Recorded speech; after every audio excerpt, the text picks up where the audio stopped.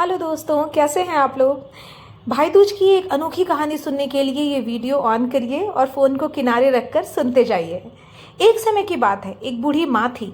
उसके एक पुत्र और एक पुत्री थी। पुत्री की शादी हो चुकी थी। एक दिन भाई दूज के त्योहार में बेटे ने अपनी माँ से बहन के घर जाने का अनुरोध किया।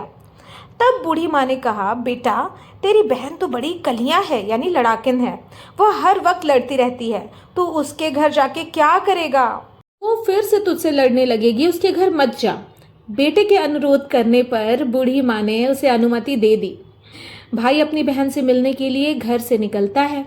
रास्ते में उसे नदी मिलती है। नदी बोलती है, मैं तेरा काल हूँ, तुझे डुबाऊंगी। तब भाई कहता है कि मैं कई साल बाद अपनी बहन से मिलने के लिए उसके घर जा रहा हूँ। मुझे एक बार उससे मिलकर आ जाने दो, फिर वापस आते वक्त तुम मुझे डुबा देना, ठीक है।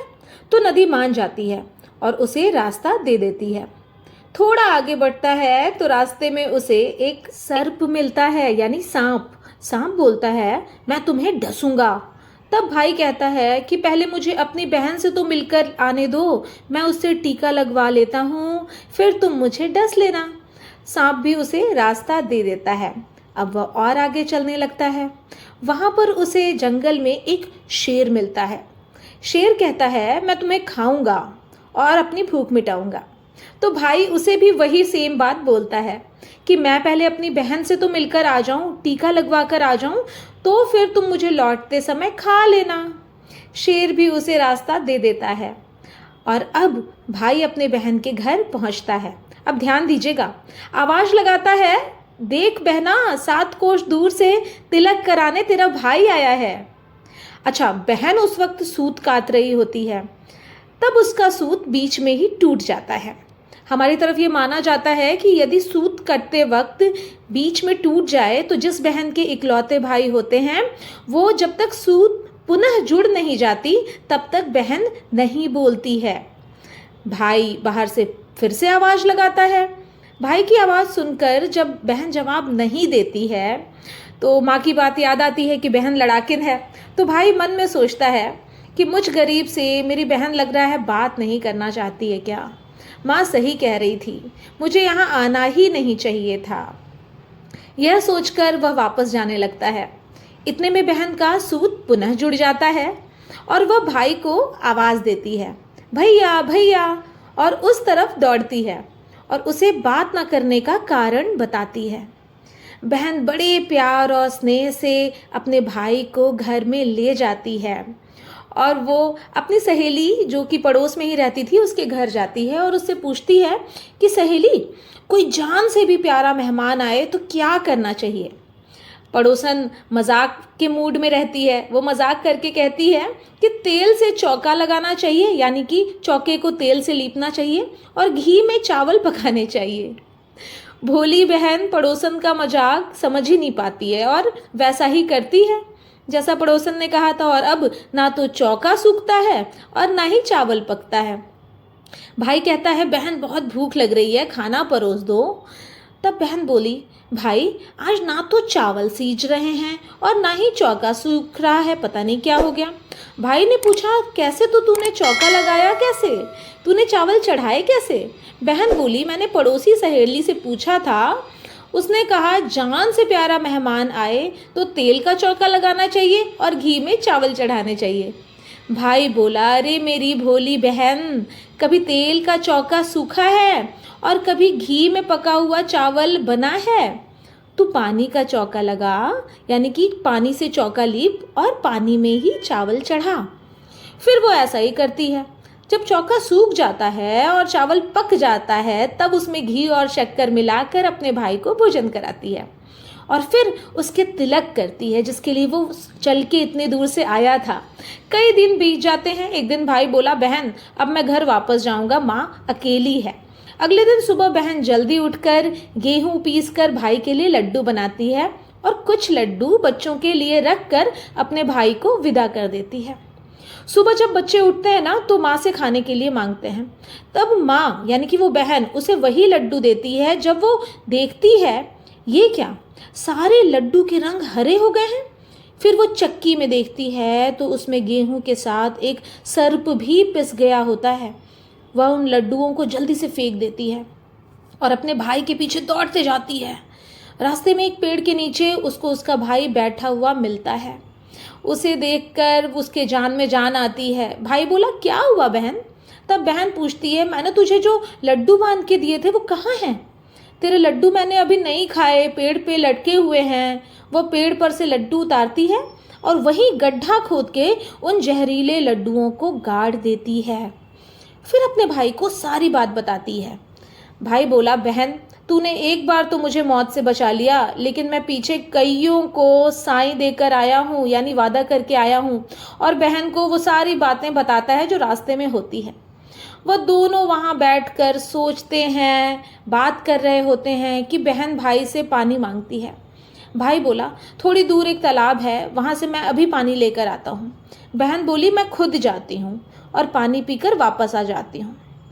वो पानी पीने के लिए तालाब की ओर जाती है और तालाब के पास पहुंचकर वो क्या देखती है कि वहाँ एक बुढ़िया बैठी हुई है। वह उसके पास जाकर पूछती है, माँ तुम यहाँ क्यों बैठी हो? तब वो बुढ़िया बोलती है, मैं विधाता हूँ, यानी भगवान हूँ, एक बहन की भाई की तांत गाड़ रही हूँ। तब वो पूछती है, माता वह कौन भाई है? तब विधाता बोलती है एक भाई जिसके प्यार में उसकी बहन ने सर्प की हत्या कर दी। बहन सोचती है, ये तो मेरा भी भाई है।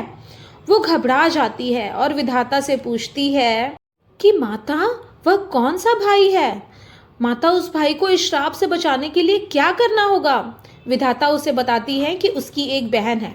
जब वह उसे गालियां दे और उसकी शादी होने तक यदि वह हर घात को टाल देती है तो उसका भाई बच सकता है मृत्यु के प्रकोप से।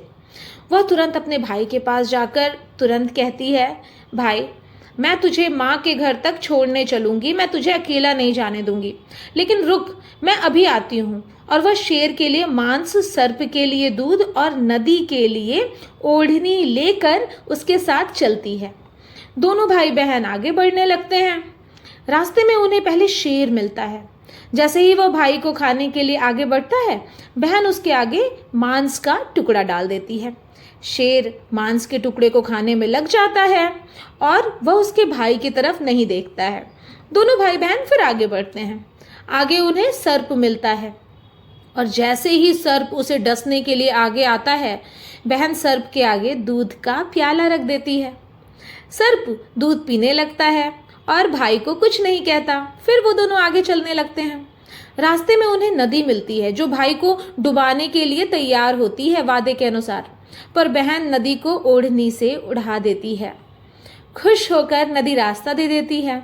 अब वह दोनों भाई बहन आगे बढ़ते हैं और अपने घर पहुंच जाते हैं। भाई को देखकर माँ बहुत खुश होती है, पर बहन उसी समय भाई को गाली देने लगती है। तब माँ बेटे को कहती है, इस कलिया बहन को क्यों लाए तुम? तब भाई बोलता है, माँ बहन तो बहुत अच्छी थी, पता नहीं इसे आते ही क्या हो गया।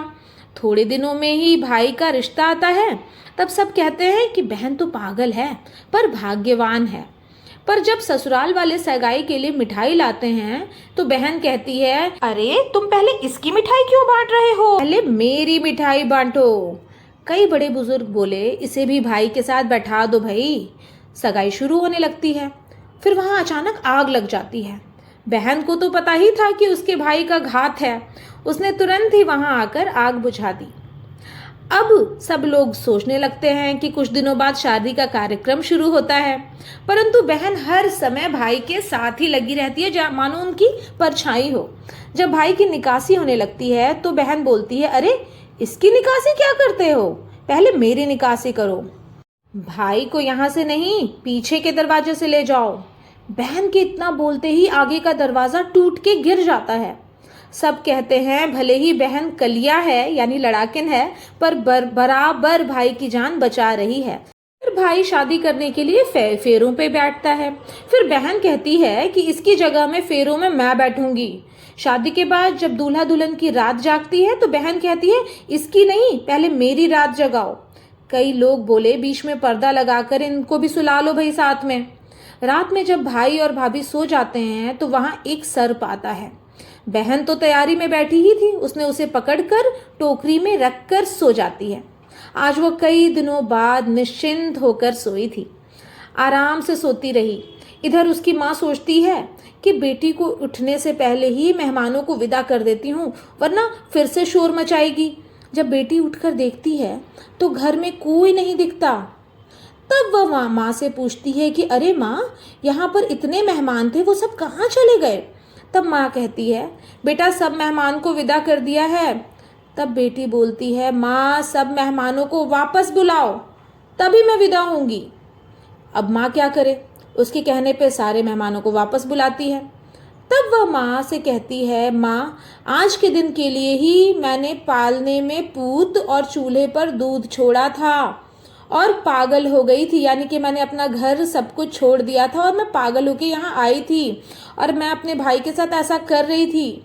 उसकी ये बात सुनकर माँ और भाई बहुत खुश हो जाते हैं और सबसे पहले अपनी बेटी को ही विदा करते हैं, उसके बाद ही सभी मेहमानों को विदा करते हैं। इसी दिन के बाद हर बहन अपने भाई की लंबी उम्र की प्रार्थना करने के लिए भाई दूज का त्यौहार बहुत ही श्रद्धा भक्ति से मनाती है। मिलते हैं अपने नेक्स्ट वीडियो में कुछ और नई बातों के साथ, तब तक के लिए बाय बाय।